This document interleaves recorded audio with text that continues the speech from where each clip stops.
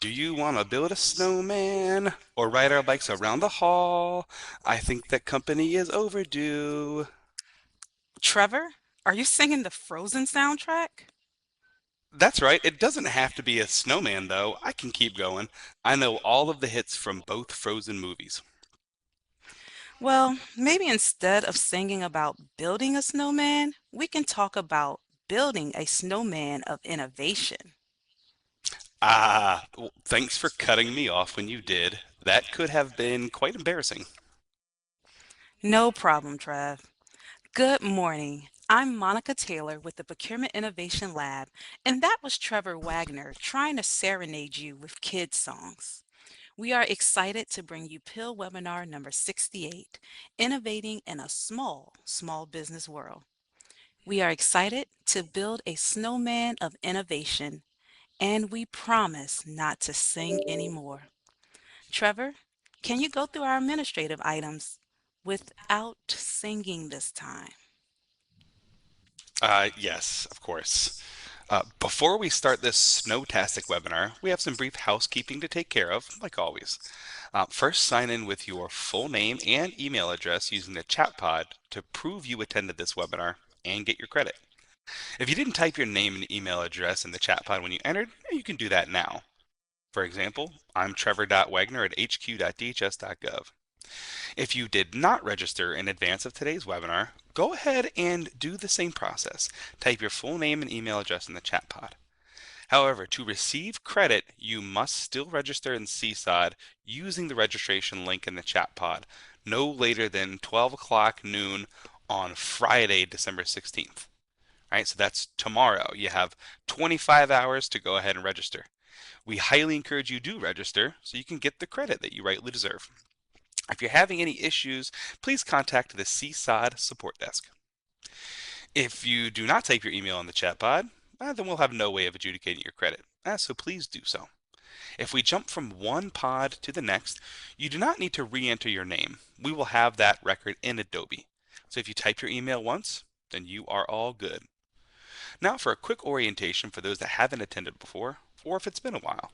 In the bottom right hand of the corner, you guys are using the chat box so well. Not only is this where you write your full name and email address, it's also where you can submit questions at any time. We have dedicated PIL staff monitoring the questions, so please don't leave a question in your hip pocket.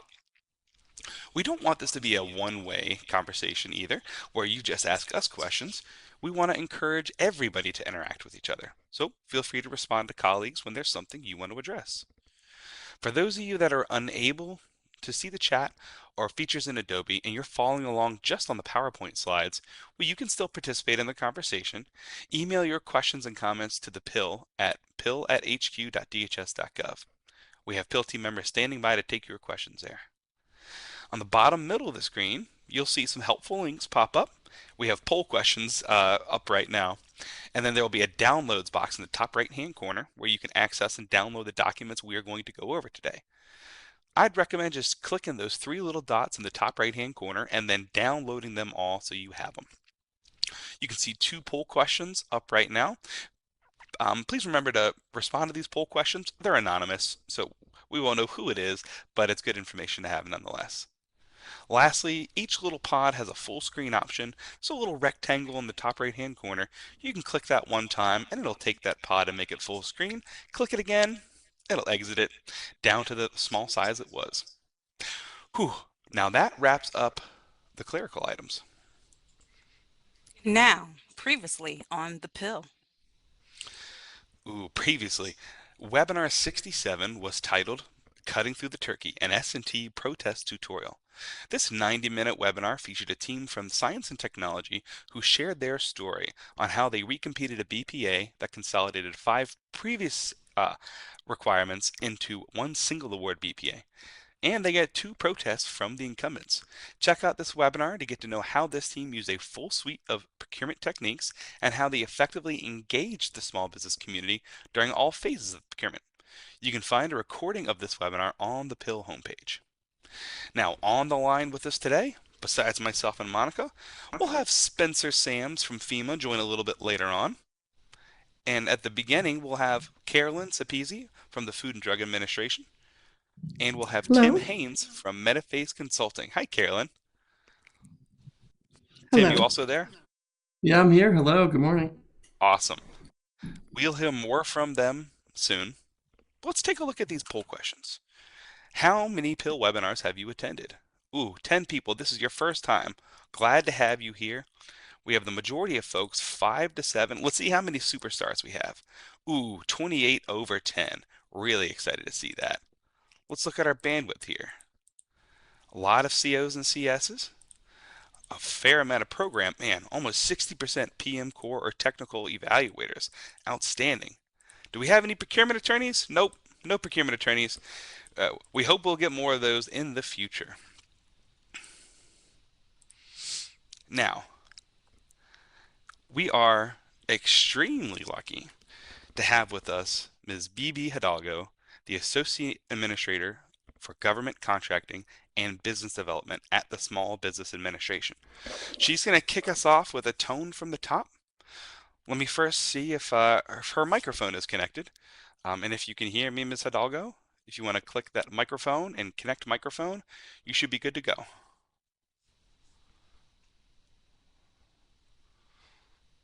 Let's give her just a second.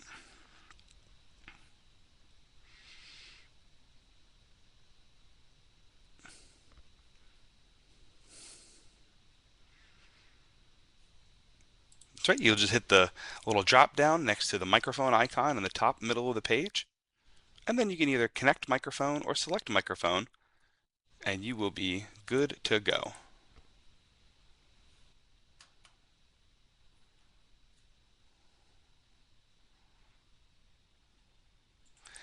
Now this is the time where I'm gonna have to start singing, Monica, to fill the void. Oh, Associate Administrator BB, please get your microphone working. But do you have a good song, Trevor? I may want to hear another kid song. You know, Thursdays are a perfect days for kid songs. But take it really back, maybe like an Aladdin kid song. You know what we'll do? We will troubleshoot real quick, but let's proceed forward with your story, and then once we can get her good to go, we'll come back. All right, sounds good. All right, so let's jump right on into the content. We're here to build a snowman of innovation. And so we're going to talk about innovating in a small business world. So, one of the things, it's really important to understand what part of the FAR we are in. Today, you're going to hear stories from two teams regarding their small business set asides. Now, one team was building a snowman of innovation under FAR subpart 8.4, right? And the other was building their snowman under FAR subpart 15.3. Right, so you're going to hear a story from a team at FEMA and a team at FDA. We're really excited to share these stories today. We're going to be talking a lot about innovations here that we've previously covered. Now, you can find lots of webinars on these topics on the PIL DHS intranet site. Two of the most relevant webinars for today are webinars number 52, Efficient Procurement Models That Meet the Mission, and webinar number 58, A Brief Explanation on Brief Explanations. Two really good webinars. Check out that link on our DHS intranet site.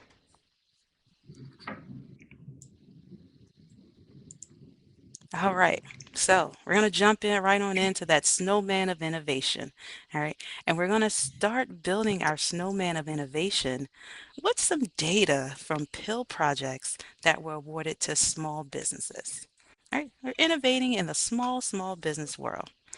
Then we're going to explore the winter wonderland of proposals through a Food and Drug Administration small business set aside story. And then we're going to snow way into our last story of the day with FEMA, the Federal Emergency Management Agency. Oh, how the world became small. Now, before we snowball into our stories, we are going to share some of the top innovations used in fiscal year 2022 PIL projects that were awarded to small businesses. So in 2021, the PIL launched their knowledge management system, which allows us to capture data from awarded PIL projects and even the ongoing PIL projects. And it's really just a great tool where we're able to run data and capture that data on items such as innovations used, solicitation released to time to award, track even our PIL trainings, and more. Just a really great knowledge management system. Now, there was a total of 20 formal PIL projects in fiscal year 2022. So 20 PIL projects were awarded. You see that there on the screen. And of those 20 PIL projects that were awarded in fiscal year 2022, there were 31 small business awardees. Right? Now, of those 31 small business awardees, 14 of the 20 PIL projects were reserved for small businesses. All right, so out of those 14, there was one project that used our new fusion procurement technique, one solicitation to make many single awards. So there were 14 projects that were considered to be small business set-asides out of those 20. Now, I really want to tell you a little more about these. For the 14 projects that were small business set-asides, we're going to look at the trends. There's those small business innovation trends here. The top innovation used was confidence ratings. Right, you see there, and all 14 projects awarded to small businesses use confidence ratings. Let us know in the chat if you've used the confidence rating. We also have a poll up. Advisory down select and on the spot consensus came in at a tie at 13 projects. Brief proposal submission and oral presentation with interactive dialogue also came in at a tie with 11 projects using that innovation technique. Right? And there were many other innovations used, but today we just wanted to highlight these top 5 innovations before we snowball into our stories. But one of the things to share is that the PIL team offers post-award interviews to both successful and unsuccessful offers after award. All right, and has been made, and the protest period, if applicable, has passed. And so the PIL team, we conduct these interviews, these post-award interviews with the PIL project program lead as well. Now, these interviews are anonymous and the results are then briefed out to the contracting officer after they're completed. Now, you see there, those top 5 innovations used are those 14 small business set aside projects. Yes, confidence ratings was the top innovation used, but some of the innovation techniques are government only questions. So when we do our post award interviews. Now, for that reason, we will highlight those innovation techniques that were included in the post award interview feedback from vendors. So that's advisory down select, brief proposal submission, and oral presentations with interactive dialogue. Now, out of the 21 vendor interviews conducted thus far for fiscal year 22 PIL projects, so there have been 21 interviews, 13 of those 21 vendor interviews have been small business vendors. So this is today's data. But as we know, fiscal year 2022 kind of just ended, right? So additional interviews are ongoing. Okay. Now, advisory down select was one of the top 5 innovation techniques used, and 9 out of 12 vendors interviewed found that advisory down select to be effective. Let us know in the chat if you've used that advisory down select. Now, 10 out of 10 vendors interviewed found brief proposal submission to be effective. And 4 out of 4 vendors interviewed found oral presentation with interactive dialogue to be effective. All right, we're really looking forward to continuing to see the small business innovation trends. Yeah, so we had a poll up and we asked, which innovation techniques have you used? Let's take a look at these results here. 60 of you, 66%, and still going up, 63 now, have used confidence ratings. Really excited to hear that. It looks like 24 of you, 25%, and that number is still rising, have used advisory down select. 27 of you have used that on-the-spot consensus technique. That's one of those top fives, 28, and that is still going up. And I see that 23 of you, 21%, has used brief proposal submission, and that number is still rising. And oral presentation with interactive dialogue, I see that 41 of you, 35% have used that technique as well. All right. So we really just wanted to show before we talk about our stories, really wanted to show what those small business innovation trends showed based on the PIL projects, the fiscal year 2022 PIL projects. And we're also able to look at the previous years as well, but really wanted to highlight just the fiscal year 2022. All right. Trevor, did I need to take a moment for you to sing a song again? Not yet, Uh, but all maybe in right. just a few seconds. All right. So let's go ahead and jump right on into building our snowman of innovation with a story from that team at FDA, a winter wonderland of proposals. Carolyn and Tim, are you out there? Yep, we're We're here. here. Yeah. All right. All right. So we are just really, really excited to share a story from one of the external teams that we coached. Now, you're going to hear about an award, the award they made back in July of this year. So, a recent award. Now, unfortunately, the contracting officer, Lilibeth Diato, and the contracting specialist, Terry Zhang, they weren't able to join us today, but we have lots of their information and feedback to share with the DHS community. We're so glad that you all could be with us today. Now, Carolyn, if you could take a moment, I know that were the program lead on this project. If you can take a moment and just tell us about yourself and maybe your role. Yes, thank you for inviting me. I'm Carolyn Sepisi. I'm the ServiceNow Program Manager at the Food and Drug Administration. We've had ServiceNow in-house as a platform for 6 years, and it's now just starting to really mature. Nice. Well, Carolyn, I'm so glad you're able to join us today. And we're going to hear more from Carolyn really shortly as we go throughout the webinar. Now, also joining us on the snow line is Tim Haynes with Metaphase Consulting.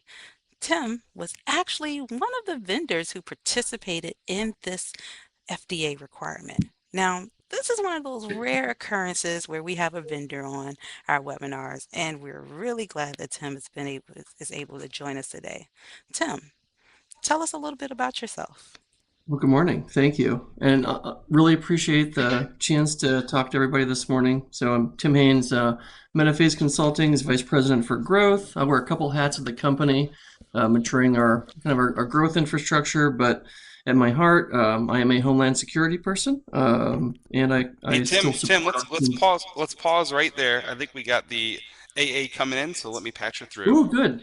Well, I'll stop. Uh, Miss Hidalgo, can you hear me? Yeah, Trevor, this is so unfortunate. We can't get it. Just keeps saying no microphone detected. That's okay. I think I have you plugged through, and I think everybody can hear you loud and clear. Oh, good. All right. Let me know if you can't hear me. My apologies to everybody, and good morning. Homeland Security team, we're so excited to be with you today. Uh, we were hoping to be in the office today, but with all the weather, everybody's in their respective places, so we couldn't get IT to run over and help us figure out this situation. But I'm glad to be with you and excited because Homeland Security is just an excellent agency that's doing an incredible job around small business contracting, small disadvantaged business, and all the socioeconomic categories, women-owned, hub zone, and veteran. So thank you very much to the Procurement Innovation Lab for inviting me to speak today, and a very special thank you to Mr. Trevor Wagner, Miss Monica Taylor, for bringing us together. I love your singing voices. Great work. Great way to start a meeting. And thank you for having us focus on the important role that small businesses play in the federal marketplace for your agency.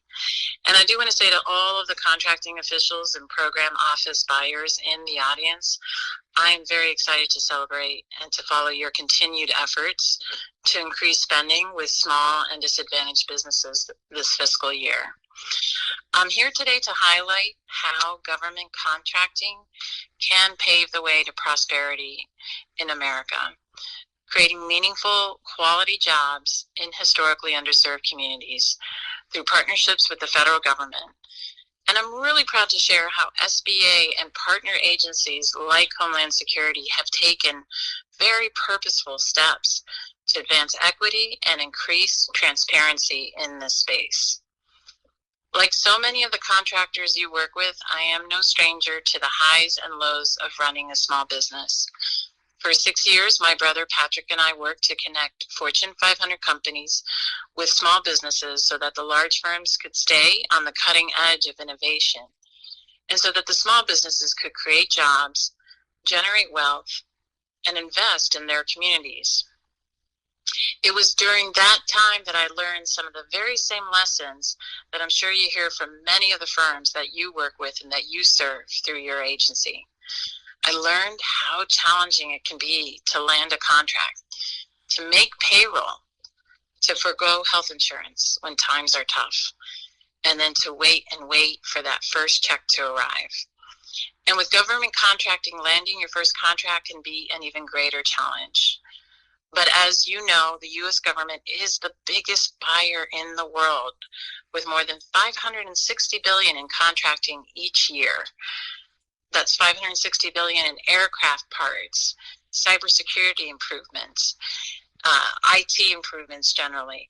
And with the Department of Homeland Security consistently surpassing each of its socioeconomic goals in fiscal year 20 and again in 21, this contracting community has led by example, committed $8 billion to small businesses, $6 billion businesses this last year, of dollars that continue to support and grow our economy across the country and communities.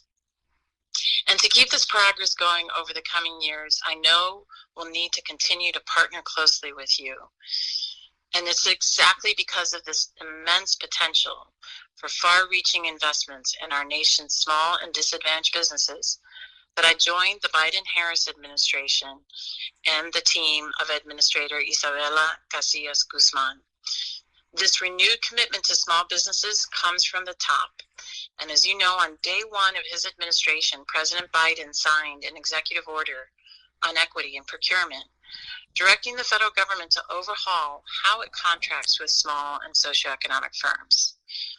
Only a few months later, during his speech commemorating the 100th anniversary of the Tulsa Race Massacre, the president announced an all-of-government effort to grow federal contracting with small disadvantaged businesses to 15% by 2025. Because of this commitment to equity and procurement, SBA was able to work with the White House and our partner agencies last year to enact major policy changes for federal contracting to ensure that small and disadvantaged firms have a strong footing on which to compete in the federal marketplace. These changes improve on several key areas. I like to use the acronym ADAPT. First is access. SBA and the White House are now tracking new entrants to the federal marketplace to expand the domestic supplier base, reverse the past decade's decline in the number of small businesses contracting with the government, and to ensure that prospective government contractors have the opportunity to win awards. Second is delivery. As I mentioned earlier, President Biden committed this administration to raising the government-wide small disadvantaged business goal to 15% by 2025. SBA's policy team recently concluded negotiations with all cabinet and procurement agencies to establish ambitious agency-specific goals around SDB contracting so that government-wide we reach 12% in fiscal year 2023. We've already made great progress on this front, having reached our FY22 goal of 11% SDB spend 1 year ahead of schedule. But we do have to continue to push for equity this year and in the coming years to hit the president's bold 15% mark. Next in our acronym is the playing field. SBA and my office, and together with several agencies, including DHS, fought for months to ensure that federal contracting guidelines for small business set-asides are being followed and to add new guardrails and even more windows of opportunity for small firms to work directly with the federal government. Following nearly a year of work with the White House, OMB, all of our partner agencies, we were able to get more than 30,000 socioeconomic small businesses. That's all 8A firms, small disadvantaged firms, women-owned firms, service-disabled veteran, and hub zone businesses automatically included in Tier 2 of category management, so that contracting officers and all of you are incentivized and have the opportunity to follow, to engage with small business preferences, and hopefully, as we all continue to have the conversations, find ways to unbundle large contracts. And finally, transparency. For the first time in history, SBA has publicly released data on the percent of federal dollars that went to Black, Latino, Asian American, Native, and tribally owned small businesses. And we will continue to release this data on an annual basis. Analyzed by the SBA and broken down or disaggregated by race and ethnicity, this data represents an important tool that we can utilize to ensure equity and transparency are realized across the federal government. So together with great partners like Secretary Mayorkas, OSDBU Director Darlene Bullock, and all of DHS leadership here today and across the agency, I know we can leverage this moment to transform our communities and our country by giving small businesses powerful tools to grow and adapt, create jobs, build an economy that works for everyone. So I thank you very much again, Trevor and Monica, for having me here today, for doing a great job delaying as I figured out how to get on with all of you. And I look forward to seeing how you continue to create and innovate procurement methods to reach more small businesses across the federal marketplace and to advance equity in the months and years ahead. Thank you. Well, thank you so much, A.A. Hidalgo, and we are going to kick right back into our two small business stories. So thank you so much, and we'll send you a link when we're all done. Great, and have a blessed holiday. All right. All right. So, Tim, are you still on the snow line? Here. All right. I wanted if you could go ahead and finish telling us a little bit about yourself. Yeah, so I run Metaphase's growth operations to help mature that to grow the right way, and also support our teams over at FEMA and CISA. So I am operating in DHS pretty much on the daily. All right. Thank you. I'm so glad that you were able to join. All right. So, Carolyn, could you briefly share with us what FDA was buying? Sure, be happy to. Well, at FDA, we've always relied on contract support for our technology platforms to support our mission. And it was time to place another IDIQ into a solicitation for another 5 years of professional services support, I'll call it that, for our ServiceNow platform. So we were approached to use the PIL from our contracts office. That was the first time I had heard of PIL. And I have to tell you, I was a little resistant. I didn't know what it was. I like to do things old school. And I was a little bit digging in my heels until they made it clear that this was the decision that was already made. Okay. So I went, oh. That makes sense, Carolyn. So From that point on, I know. So you were buying this food and yeah, you're buying this ServiceNow professional services with that machine learning, artificial intelligence, robotic process. And you're correct. From what I recall, Terry Zing, he wasn't able to join us today. He approached the PIL with this requirement, and your team was using a lot of new innovations for the first time. So you're kind Yes. of go ahead and tell us, how did you really feel about that becoming this PIL project? And then were you comfortable leaning into these new innovations? Well, after that meeting, I went and Googled it, and then I found a lot of resources at Homeland Security. And as I flipped through the little tutorials, I was going, this could work. This could absolutely work. So I was indoctrinated, and I felt much better about the project, the whole process, and which had a wonderful result for us in the end, Monica. Well, Carolyn, we truly here at DHS, we appreciate your transparency, and it was indeed a pleasure working with the FDA team.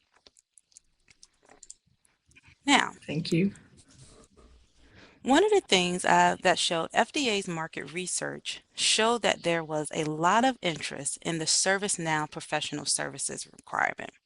Now, I know that prior to stepping into the lab, the FDA team had determined the requirement to be a small business 8A set aside, and that requirement needed to be awarded quickly. The innovations right size for the small businesses that would be competing.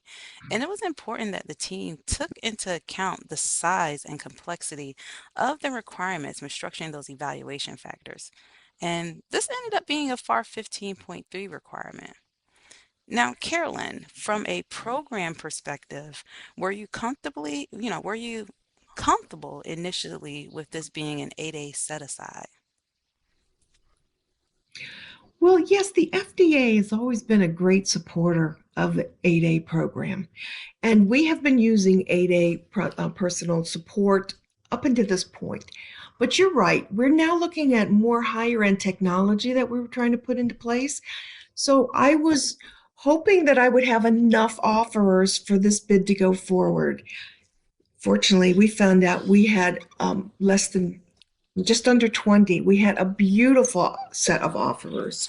So the program really was able to provide the skill set that we needed. All right. So I know you're really hoping for that strong competition, and those out there will show you exactly how many came.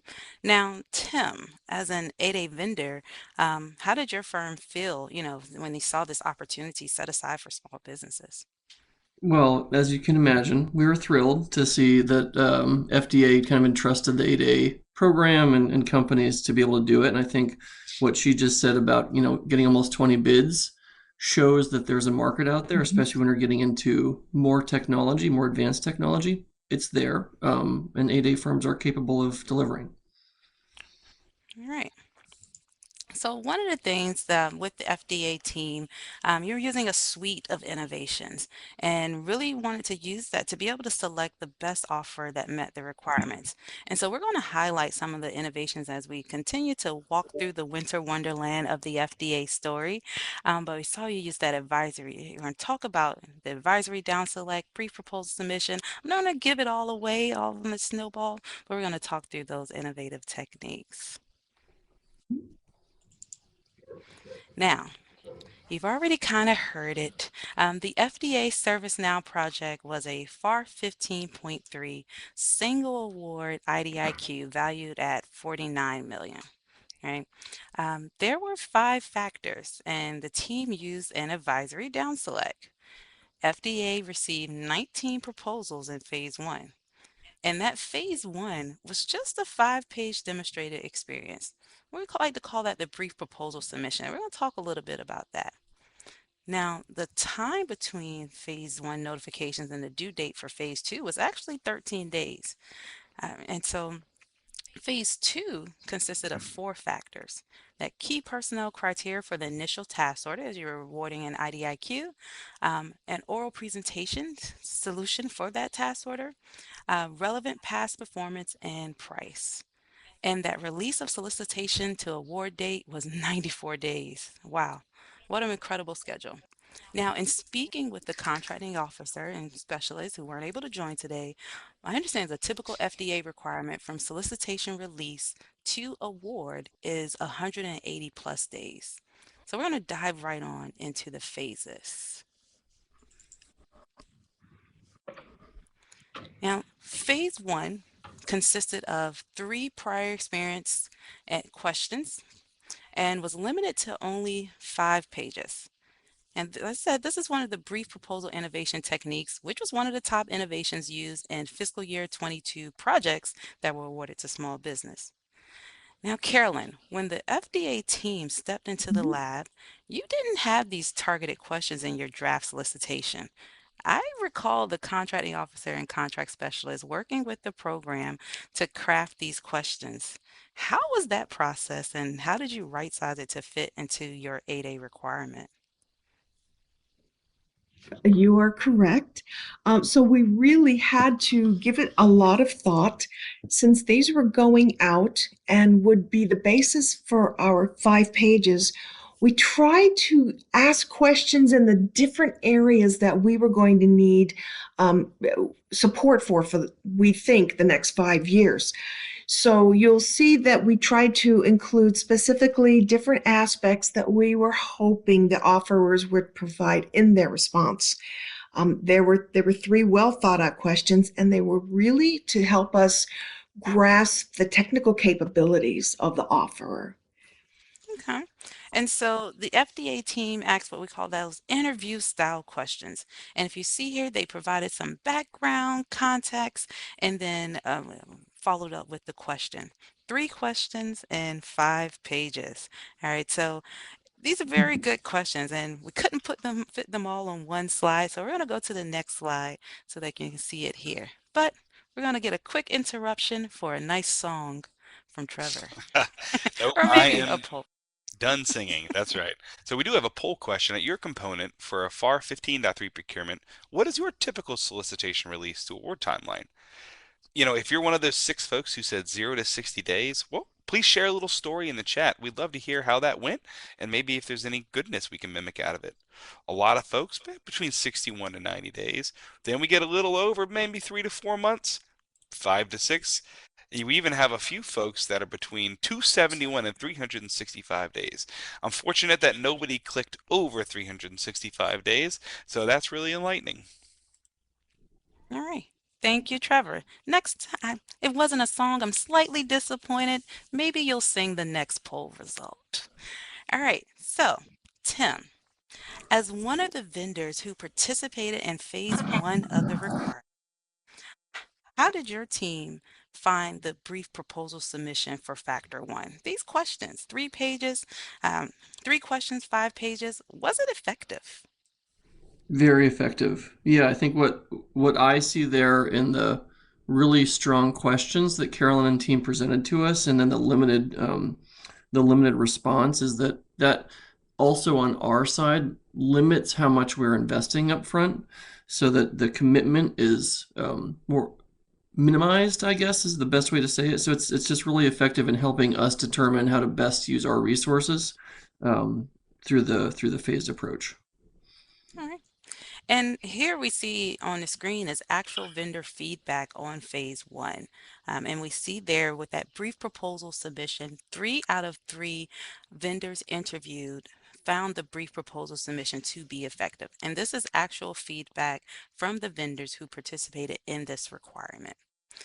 Now, from my understanding, Tim, ultimately, you received a notification letter that you should not proceed to the next phase. And so the team actually notified 15 vendors that they were unlikely to receive an award. Now, I know that had to be disappointing. Tell me about how the communication was for this requirement. Yeah, so absolutely disappointing, and we'll get into later. I think why I think it's still a hugely positive experience.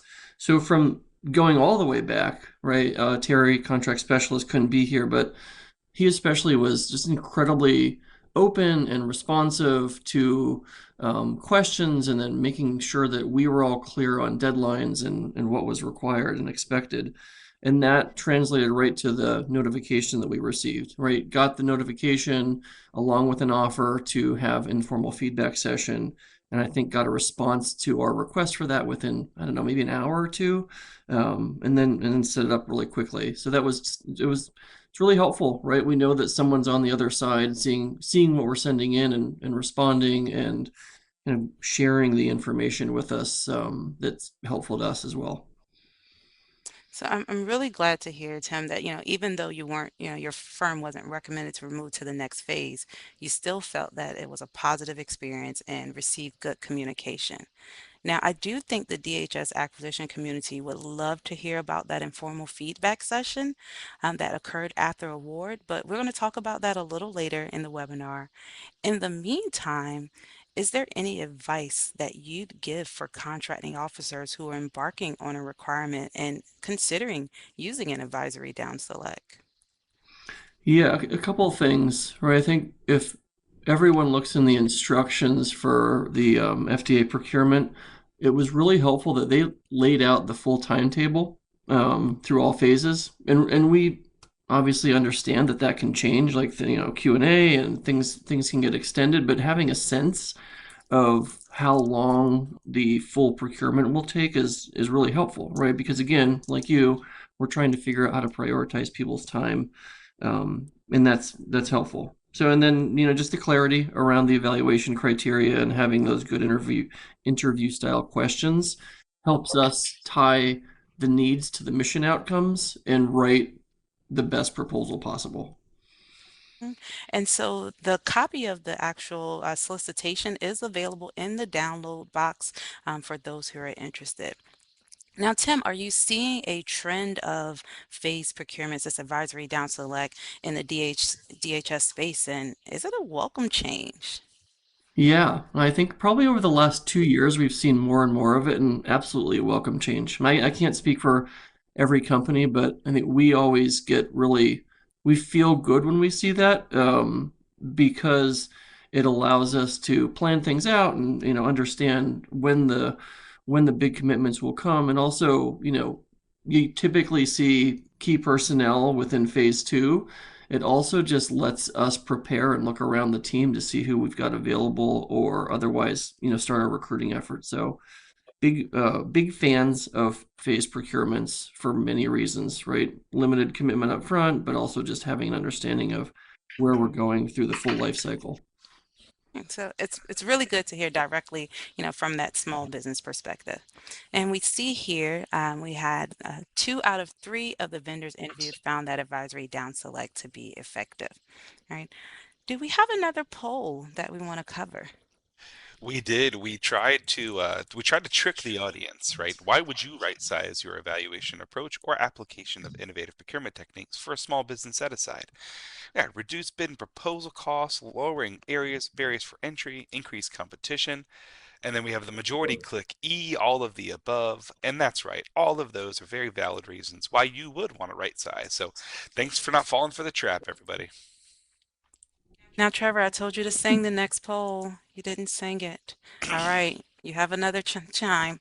All right, so phase two. Now, phase two consisted of 4 factors. There was an oral presentation, that key personnel, past performance, and price.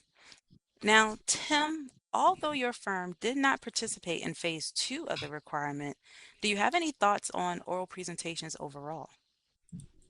Yeah, I think a lot. So I'm kind of grouping oral presentations and tech challenges in the show me, don't tell me category. And it's beneficial for us, I think, as well as the government, to not write a 60-page technical response and rather have the opportunity to present it and have a conversation and respond to questions and kind of see what's important to those people who would eventually be our clients if we're successful. So overall very helpful. I know that I've talked to a number of my clients who we've gone through this with, and they provide their perspective of, we understand how we could work with that team, that contract team who's presenting, but we're also thinking that, right? We're thinking about, okay, I can see that person, this thing is really important to them, and this is how we could work together. So I think it's a mutual benefit just by being in a physical or virtual room together to understand how those personalities mesh, because that's the team that could be working together for 3, 4, 5 years. Wow, really a powerful reason to consider using oral presentations. Now, Carolyn, from the program, was this your first time participating in oral presentations? It was first time. And then when you're being the first time, did you kind of think about, well, how will we tackle this? Like, what would our schedule be? Tell me a little bit about that. Well, our contracting specialist did a very good job of also trying to give us that same timeline on how this would roll. So it was new and he guided us through it. And I understand that your office helped mentor our contracting office too. So we had the benefit of your experience from it. So I was willing at that point, and I found that it to be just very useful. And so did you do, now we're going to show your oral presentation schedule here. I really want to Mhm, talk about, how many you had mhm, in a day. Maybe you had four vendors in phase two. mhm. There was a 60-minute, about a 2-hour oral presentation complete, but 60 minutes was given where the offer provided their technical approach, and then there was a 30-minute break, and the government provided some on-the-spot questions, and then there was another 30-minute time frame where the contractor was allowed to actually provide responses to those questions. Now, how many oral presentations did you do a day? Did you do all four in that one day, or what did that kind of look like? No, we scheduled one per day so that we could focus on the one offer at a time. And you were right, they did their 60 minutes for their oral, and then we logged off after we gave them the three questions for them to generate answers. We gave them privacy. The contracting specialist stayed on the bridge line. And when we returned, they gave us their solutions to those questions then. So after this all happened, and when they finally logged off the call, we went into a session to get consensus. We walked through our evaluation form, going through the factors, and used a confidence rating system where we would identify observations that raised our expectations of success or lowered them, and other observations. Okay. And we produced a consolidated evaluation sheet that we all signed off with consensus. All right, so So we you did one per day. All right, so on the spot consensus. We have a really great question in the chat, Carolyn, for you that Zoran asks, how did you find experts for on the spot questions about AI, machine learning, and FDA? Well, those are concepts that we're looking to implement. So we, the evaluation team, have been involved in those discussions. We knew from talking to vendors what the technology would supposedly enable us to do, but we were also involved in meetings trying to figure out the specific FDA business needs. So we on the evaluation team had that information for the evaluation. All right, thank you, Carolyn. Thank you for asking that question and keep those questions coming. Mhm. All right, so the outcome. The award was made.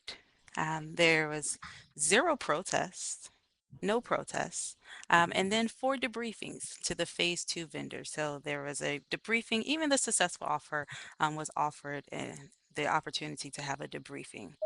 Now, Carolyn, were you a part of those debriefing calls? I was asked to be a part of those by the contracting officer and specialist in case there was clarification needed on any of the questions being asked during the debriefing. Okay. And then when the debriefing was occurring, did the CEO read or actually tell them, maybe share some um, points from your actual consensus report? Tell us about that experience. Yes, actually, sure. Our debriefing was done by the contract specialist with the officer in attendance, and he used our evaluation form and walked through the same order for the evaluation factors and was able to relay the responses in a very orderly way. And I think it was very beneficial for the offerer to be able to follow with the input and be able to ask any specific questions. So I found that really organized myself. And so for those listening in, it's actually okay to share the actual evaluation documentation with each vendor. So you can provide them with their technical report for each factor. No redaction is needed. It's their report and just follow up Mhm. with a conversation. All right. And Tim, after award was made and the protest period passes, we encourage CEOs to offer that informal feedback session that you mentioned earlier. Now, we spoke with Terry, and he did at least 7 or 8 of these informal feedback sessions. Did you appreciate the informal feedback session? Absolutely. Yeah, and I'll kind of validate what Carolyn had said earlier. I think the organization of it and having those evaluators' comments were really helpful, right? So I think good companies want to get better, right? We understand. I came out of that phone call understanding very clearly what we needed to do better to be in a position to get to phase two, right? And that wasn't necessarily lack of capability. It was a lack. It was just that we didn't do a great job in responding in certain areas. So I could take that because we do our own retrospectives after our proposals and take that to the team and had very targeted, actionable feedback that we can use moving forward to be better. So very helpful, super organized. Also, I think it took 15 minutes, right? It was not a long conversation with Terry, so it wasn't like we had to sit in a room for 2 hours or something to do it, but incredibly helpful for us. Wow, that's so great to hear. I really hope those listening in really hear how those informal feedback sessions can result in actionable feedback. I really like that you said that, as ultimately we're partners. And so I will share that Terry, the contract specialist who conducted those informal feedback sessions, wanted to relay a message to here today. But he said maybe sometimes CEOs are afraid of the informal feedback, maybe afraid of their evaluations, that protest fear. But Terry, he said that he responded to 100% of the informal feedback session requests, and all were verbal responses. And so the teams really appreciated that.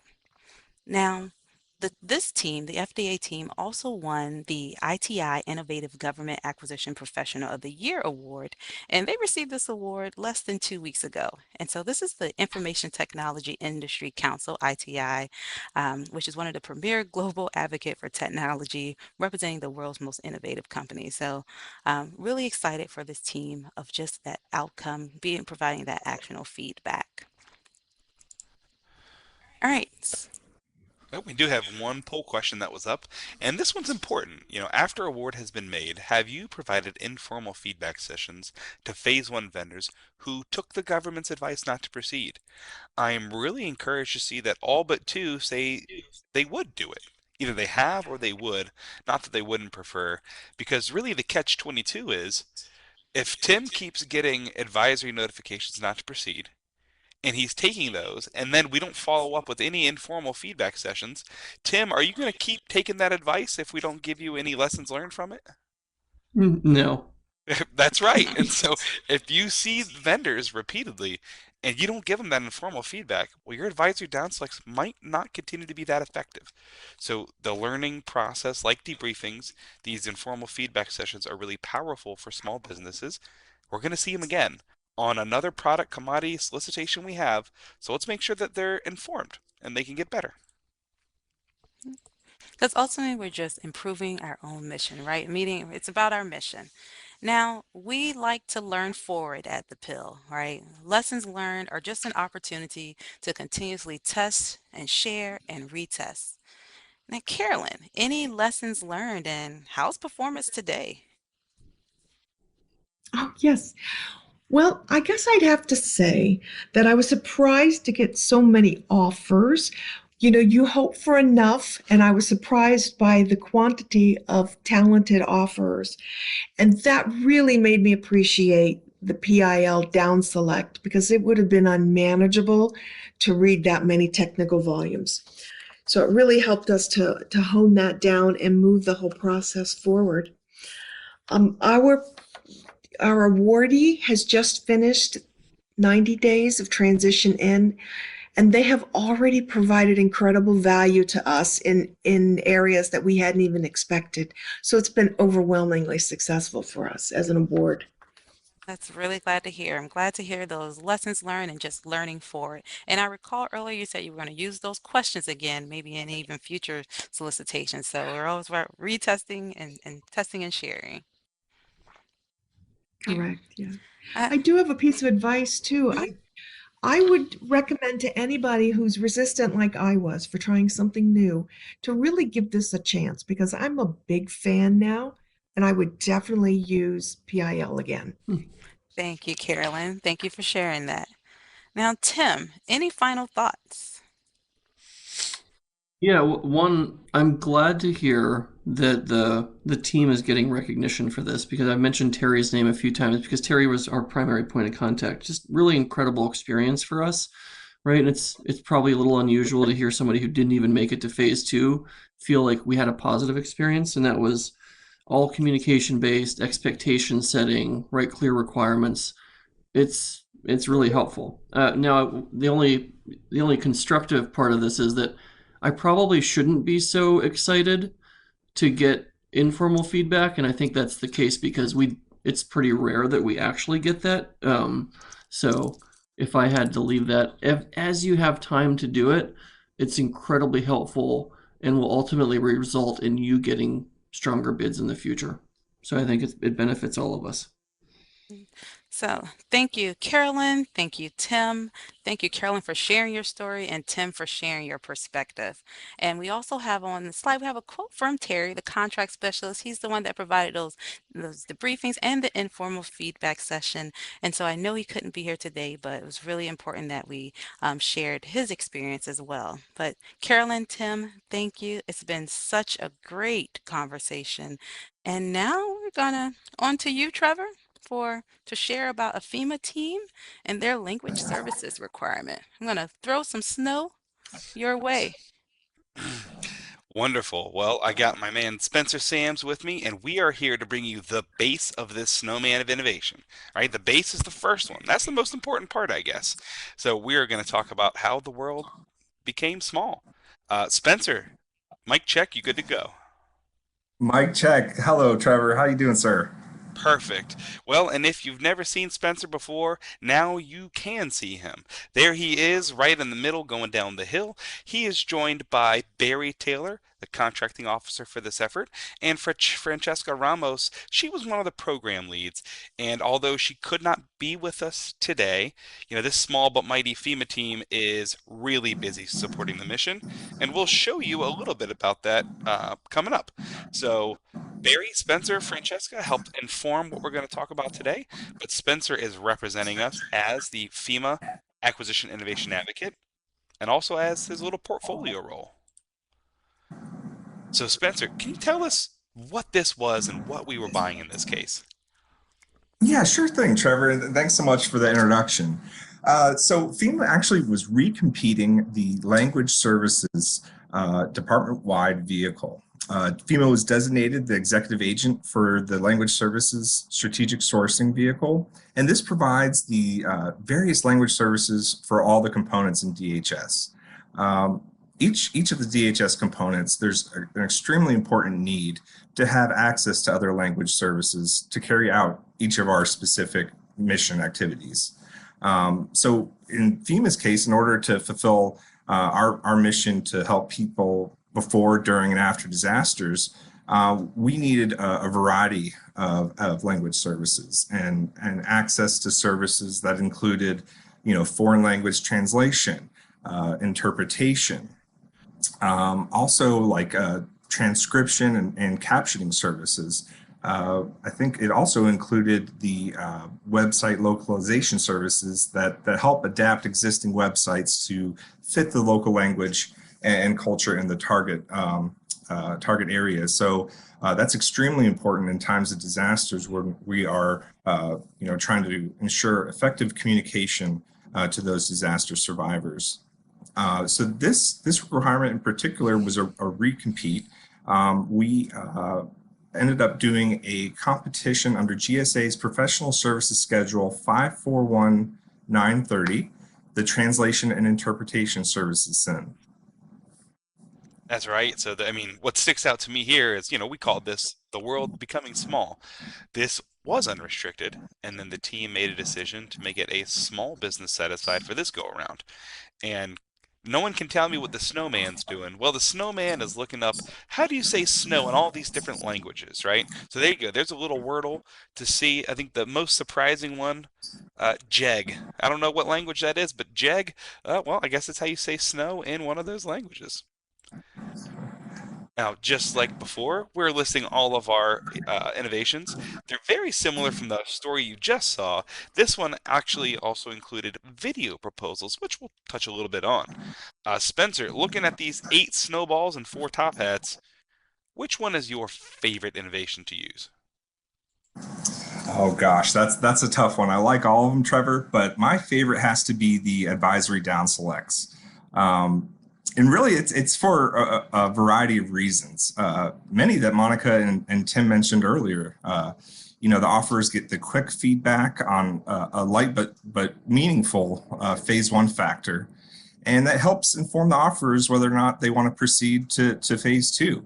We advise that, hey, unfortunately you weren't among the most highly rated, but it's still up to the offer to make that determination whether or not they want to elect to participate in phase two. It helps with the evaluation teams. They're not getting overwhelmed with a big package of a proposal to comb through. It kind of breaks it up that way for them as well. That's right. Yep, let me hide. There we go. Now we can see Spencer. He was hidden back there. Oh, there. There we go. Now you guys can see him. Let's do a little overview of what you guys did. Let's talk about how it was different than the other one. So, take us through your two-phase approach here, Spencer. Alrighty. So for phase one, we started off with a demonstrated prior experience. This was a 10-minute video submitted via YouTube. Low production, weren't looking for a lot of bells and whistles, but they wanted, the program office wanted an innovative way to see what offers had to offer in terms of language services. I think this was a really well received. I think the program office really liked the creativity in the ways that the offers made their 10-minute videos and hit on how they could really provide the services we needed through their demonstrated prior experience examples. For phase two, we then had an advisory down select based on factor one. We started off with 11 offers for phase one and did a down select to 7 offers in phase two. For factor two, we had our phase two, factor two, we had an oral presentation, and that consisted of the scenario with on-the-spot questions from the panel. And factor three was the performance work statement. And of course, factor four was. I'm gonna throw a snowball at you right here, Spencer, and just tell you, hey, let's stay in our lane. These are all quoters, right? No offers here, only quoters. Oh, that's right. That's right. That's right. Don't get upset. It's just snow. It's just snow. Okay. Tasha asked, how did you save the YouTube videos? Do you recall? I don't recall. I could definitely follow up with the contracting officer, Barry Taylor, for that. But I believe there were just links to each of the quoters videos that were submitted. Yeah, I know one of the things some teams have done is when you do have it on YouTube, then you have kind of the automatic transcription that goes in, and you can kind of save that as a record of the YouTube video if you want to have something hard copy in the file. But one of the cool things, so you went from 11 to 7 here, and that was 100% successful, right? So all 4 took the advice, and that's the spirit of our poll question at the bottom. How effective are your advisory down selects? We only got 6% with that 100%, but the majority are over 90%, which is really positive. And then as we look down, only one person has below 70%. Well, you know what that means. You got to reach out to us. Let's figure out what's going on and see how we can help. And then I do not use advisor down selects. Well, hopefully you will consider them now for all of the goodness they can bring. Outstanding. Now, we do see here this is 113 days. I mean, this other team had 19 offers for a single award IDIQ, and they only had 94 days. I mean, what gives, Spencer? Right. And, it does seem like it could have been faster. It could, that was a longer period of time. But actually, when we kind of peel back the onion a little bit, um, it was almost strategic in a way to have a strategic pause and allow additional time for certain things to take place. The program office had to wait. So I actually think it was sub 113 days.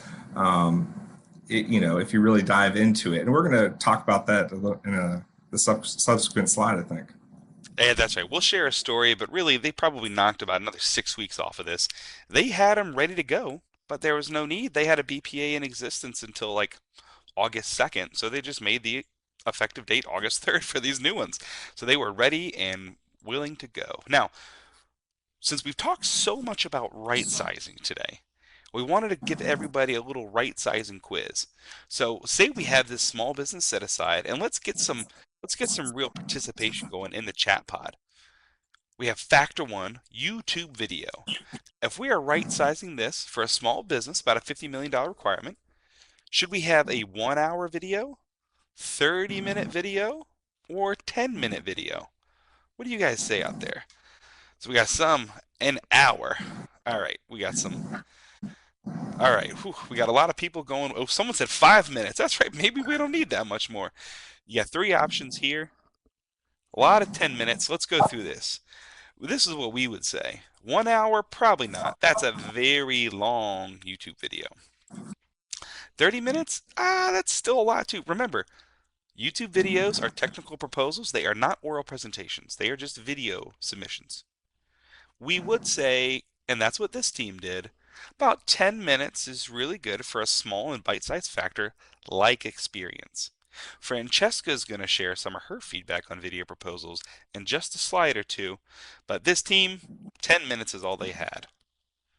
All right, let's go to factor two, oral presentations done over Zoom.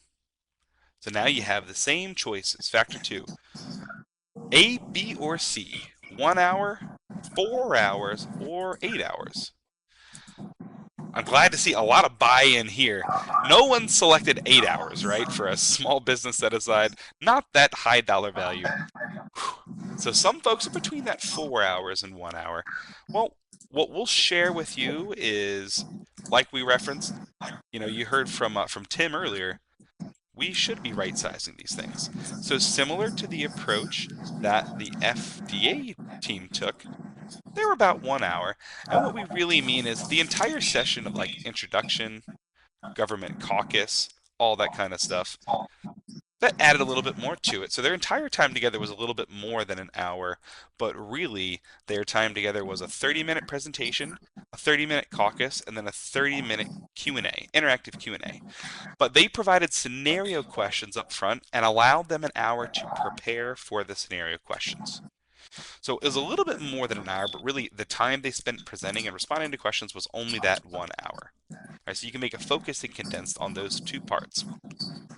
The last thing this team did was a PWS submission in Factor 3. What do we think about that? 50 pages for this? 25 pages? All right, we are in the groove now, right? This is like when you fill out that Scantron when you're younger and you don't know the answer. Everything gets a C. You Christmas tree it, right? C, C, C. That's what we did here. We're going to say C is the right answer for all of these. Maybe 15 pages. But let's remember, market research is crucial in us reaching these decisions. We should be asking industry, understanding the market, and saying, what do we really need to make a decision about this effort?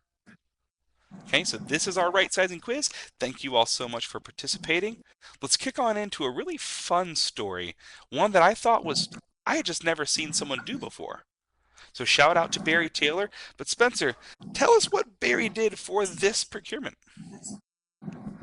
So this was actually pretty neat, and likewise, I've never seen it done before either. And what Barry did is he actually he listened to the feedback from the quoters. One of the things that we realized was that the small business size standards were actually going to be changing for the GSA SIN we were soliciting under. And so in looking into this and doing some additional due diligence and some research on what industry had brought to our attention, we realized that if we purposefully delayed the quotes, we would be able to get more competition and include some of the key vendors who had that critical experience and skill sets we were looking for. So what we ended up doing was delaying that phase one quote due date. That's right. And so this is one of those examples where we said, about 3 weeks extra to submit, and then they paused evaluations for another week or two to just prepare. But the contracting officer listened to some Q&As in the Q&A period, and they said, hey, our SIN's going to move from $8 million to $20 million. And in this case, the NAICS code is the same as the SIN in this case. So that meant several of these incumbent businesses who had a lot of good experience in providing the foreign language translation would be eligible to compete as a small business. So that's what he did. Delayed it, past the effective date. And how does this look on a calendar? Well, we wanted to throw it together for you. You can see A, B, C, D, and E, how that all played together. And you heard some of the really good feedback from Spencer that we threw in that snow globe for you. Spencer, what really sticks out to you with this timeline? To me, it's really not too much time had to go by in order to listen to what vendors had to say and to really make a decision on promoting the most competition from small businesses as possible. It really was not a big impact to the overall timeline. That's right. And let's remember, 111 small businesses were eligible to compete under this SIN, right? That's a fair amount. And I think the team expected more than the 11 quotes that they got in phase one, but listening to the vendors, and that's why we say listen there, right? You didn't just respond back with, okay, thank you. Listen to the vendors. And then the contracting officer researched the situation, right? Researched the SIN, found out that yes, in fact, this was moving from 8 million to 20 million, and it was happening on the exact day that they talked about. And then he discussed it with the GSA contracting officer. Said, hey, is this going to be effective? Am I going to be able just to delay my quotes? And I think most importantly, the overall evaluation approach was right-sized to fit what they were looking for. And it allowed for these shifts to occur without creating a bridge, without creating a lapse in the mission. None of that happened, right? So this evaluation approach allowed them to take these hits throughout the course of the solicitation, evaluation, and award process. And we'll show you in just a little bit of how helpful that was actually to the mission. Because I know Francesca was here and some of her other counterparts. And you know what, Spencer? Let's give a shout out to some of the other teammates that were on here. I know you had a bunch of contract specialists that worked on it. Let's see, Charles Battle, Karen Wilson, I think Lassay Wilson Bahun was on it. Crystal King, Yes. Heather Mamie, Peter Santiago, all parts of this team. Didn't want to miss out on any of them. Did I miss anybody? I think Andy Rampal. I think that was That's right. maybe the last member of the team. But yeah, a lot of great folks were engaged with this effort and ended up being successful because of all the great input. And let's not forget Charles Neely, your SSO point of contact, who are great teammates whenever we have a strategic solutions vehicle going into place. Alonzo asked, are SINs the same as a NAICS code? Well, maybe Scott from the PIL is more knowledgeable than that to me, but sometimes they are the same, but sometimes the SIN and the NAICS code are different. What do you think, Monica? Is that your experience? Yes, and now they just have the multiple award schedule, but yes, sometimes it's different, sometimes it's the same, or the different. So I know in this case, when I was doing my own research on the story, I found out that the SIN 541930 is the same as the NAICS code. So when the NAICS code updated from 8 to 20, it was the same process. Here, the SIN just happened to match in this case.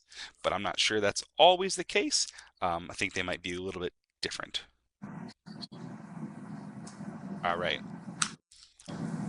Now, we heard Carolyn from FDA talk a little bit about their small businesses and how they were working. Spencer, what does this map show us besides our snow forecast for winter 2022 to 2023 in the Farmer's Almanac? So you see here where you are, what you can expect this winter. But what is this telling me, Spencer? So this is a great slide, and it kind of paints the picture of how important it was to get this BPA in place, and get it done in the right way, to get these critical services available. In the left corner, you'll see that in the shortly after the award of this BPA, we had floods. We had floods in Kansas, floods in Missouri, in Alaska. We had the hurricanes in Florida and Puerto Rico back to back. In each of these locations, those critical language services were needed in order for FEMA to effectively execute their mission, in order to effectively communicate with the disaster survivors in each of those areas. And setting up this BPA the way we did and executing the evaluation strategically enabled us to issue orders for these services when these disasters occurred, to meet the mission needs. Yeah, we cannot forget how our roles, either on a team or as a contracting officer or specialist, impacts the mission. And in this case, you're just thinking, hey, let's get these awarded. We'll have them awarded, right after the other ones expire. But it was really, I think, day one, they had an order of competition go out for those historic floods in Kansas. I think those floods are like the end of July, and then they had to use them right away. Typhoon Merbach, I wasn't even aware that there was a typhoon in September in Alaska, but that was a really cool discussion with some of the program folks. And it was a point we wanted to make here. One of these small businesses, who got that effort, struggled a little bit in performance. And that's going to happen sometimes. But remember, this is a 5-year BPA. And in order to continue to grow our markets and capabilities, we have to grow that capability, and sometimes with small businesses. And so the feedback and the experience they get early on is going to be really important. But when we were talking to some of the program folks, they were telling us about how hard the Russian dialects were in this area of Alaska to try to do the translation. I was like, I That's wouldn't right. even have thought of that being the case. Uh, when we talked about the Florida and Puerto Rico hurricanes, that's a little more understandable. But some of those vendors just were rock stars, and some of them, had some growing pains. And just a reminder that if you are going to a small business set aside, or maybe something was unrestricted and you're moving to small, you might have some growing pains, but that might also just be one of the healthiest things you can do for your overall market. Continue to grow it, continue to get competition. The last thing you want is for there only to be three really good vendors 10 years down the road and you're stuck. Like 7 awardees in this case. You have 7 vendors competing for every language services task order throughout the country. You don't want just 2 or 3. They might be a little spaced out. The same vendor who's an expert in Puerto Rico might not have the bandwidth to go to Alaska and do Russian foreign language services, So let's just keep that in mind. It's an incredible part of the story, and I think the discussion we had with the program folks was really pivotal in helping, people like Spencer and I really understand that part too. That's right. Now, Spencer, I put a quote from you in here, and how you talked about this was really impactful to me. You called it the snowball effect. So we see the snowballs going downhill here, and as they continue to fall, they get bigger. They include more innovative procurement techniques. So, what were some of your final thoughts in working with this team? So overall, it was a great experience.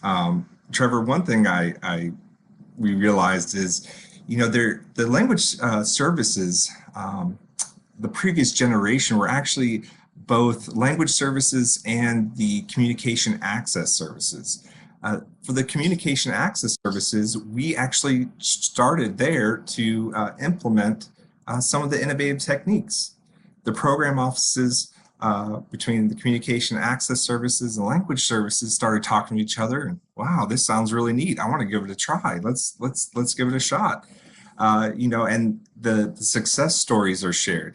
That's the snowball that keeps growing. That we learn, we continue to try and implement new things, and it's exciting to see that as the word spreads, more and more innovative techniques are implemented. So it's just exciting to see.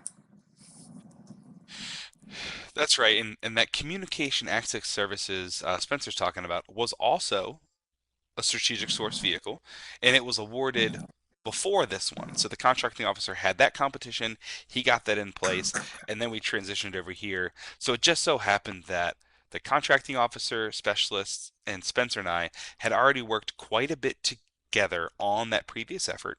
And so the program office folks, like Francesca, were able to witness that and kind of say, hey, I think we could do some of that same stuff too. It worked really well for you all. Let's try it as well. And one of the areas from that cast solicitation was I think they also did video proposals. And in talking to Francesca, she really liked the video proposals.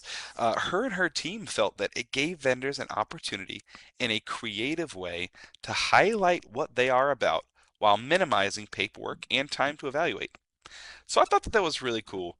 One of the things she said to us, I don't know if you remember it, Spencer, but she said just like in the movie Legally Blonde, put a little perfume on the resume, stand out a little bit, see if you can be creative in a way, um, and really just to keep in mind that how we do our work, we're directly supporting the mission, right? So you might think, oh, let's just do a multiple award BPA and let's let all these vendors in. Well, if you had just made more awards than might have been necessary, for instance, if you were uncomfortable in that first down select, you're like, you know what? 11, that's how many we got. We really want like 6 awards. Let's throw more into phase two. But what if they don't add value to the mission? Or what if they get some task orders and it's just really it's like a disaster? So let's remember getting the parent vehicle right with the amount of awardees, the representation you have is also really important because that will definitely affect how ordering happens under that vehicle. Any more final words on that, Spencer?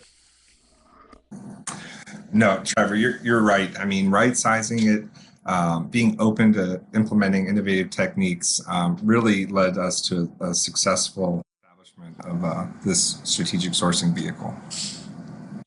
And then you see in the bottom left-hand corner, there's a little Yeti, and what he's telling us is Yetis are real. Monica, are Yetis real? I must admit, I don't know what a Yeti is. I guess they're real. Oh no. I'm Can sorry. can anybody in the chat help us tell Monica either what a Yeti is or if you think they're real? We put them in here because just like Yetis, which are not real, right? The abominable snowman, maybe Sasquatch, that's right. Bigfoot. Um, there's a lot of demystification on, some of these techniques and, their perception in small businesses. And we heard great feedback from Tim today on his experience as a small business.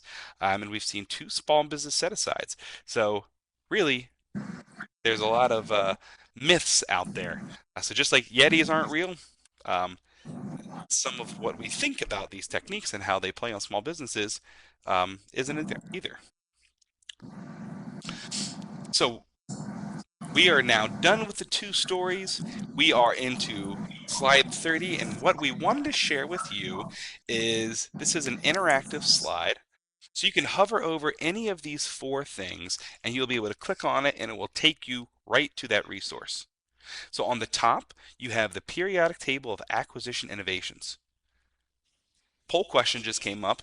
How often do you access the periodic table of acquisition innovations for sample artifacts?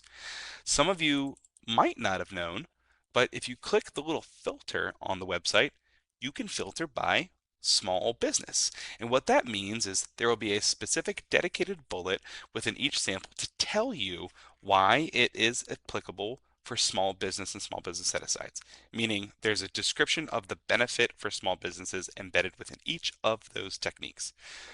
A lot of the techniques you heard from today will have a bullet in there as well. On the bottom left-hand corner, there is the list on SBA's max.gov site of the 8A New Innovators list. There's actually a bunch of lists on their max.gov site, and what that does is it shows you, well, here's where you can go click and find a business, an 8A vendor who's never had a government contract or hasn't had one in years. In the middle, you see a little screenshot from a YouTube video. This was a White House event from July where they talked about equity in procurement. So it was a really cool 30-minute video. AA Hidalgo spoke part of it. The PIL team was represented. Our own SSO director was represented. And Ambassador Rice kicked things off. And so you can hear the White House perspective of some of these things. Then at the very bottom, there's a link that takes you to a PDF where there's more resources packed into a slide there as well. All right, Monica, before you get into the takeaways, let's look at this poll. A few times a month, I fear that we're going to have a high percentage of nevers. Well, I put that link in the chat, so hopefully people will start to access it. It's such a great resource. All right, so no every day. I see 0%, 0 for every day. Once a week, there's one person out there that does it once a week, Trevor. It's going up. It says 2 now. 6 a few times a month. And once a month, only 4. All right, barely is 24. Yeah, never has the highest there. 70 are saying never. But after this webinar, hopefully it's going to be more.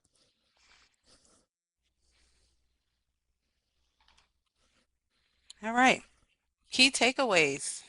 Well, we're glad you were here today.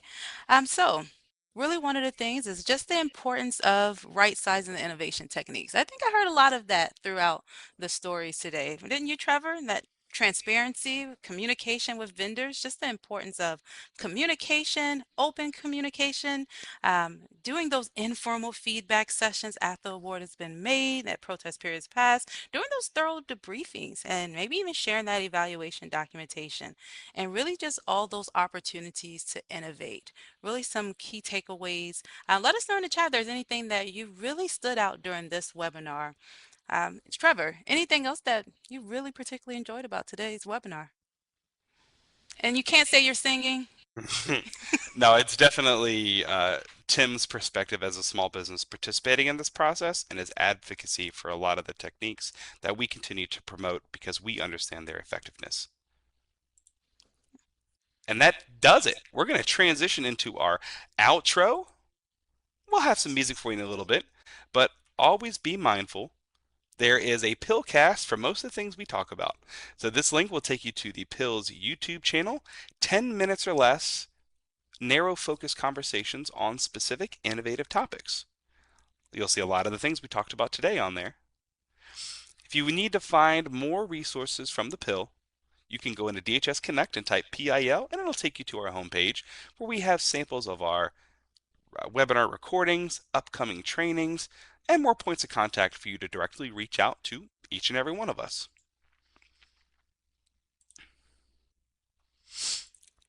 Next, always be on the lookout for idea competitions. That's right. There might be an idea competition coming up for you. The 3 that we've done before are listed here. Yeah, the Appendix G HCM streamlining process, streamlining procurement with technology, and one specifically for CBP was their congressional notification process. So if you are in a component out there and you want a specific competition crowdsourced for just your component, give us a call, let us know what that is, and we'll look forward to building it together. Digi-badges. If you don't have one today, you can attend a PIL bootcamp, or 5 PIL webinars. You can apply for your Innovation Practitioner Level 1 Digi badge. If you need coaching, you can go to our PIL homepage. There's a button with a whistle that says Request Coaching Support, and that will take you right into a online tool where you fill in your information, you click the button, and then we'll be in touch. Finally, what's next for us? Well, we're going into hibernation. That's right. We are done training. We are done with everything for this year, but try to join us on January 26th where we do a video game theme level up with coding challenges. Very excited for that one. Need a refresher of these techniques? You can go look up the PIL Primer in YouTube. Primer. We talked about the periodic table. There it is, fai.gov/periodic table. Let's get some good usage and leave some comments about if you thought any of those were helpful.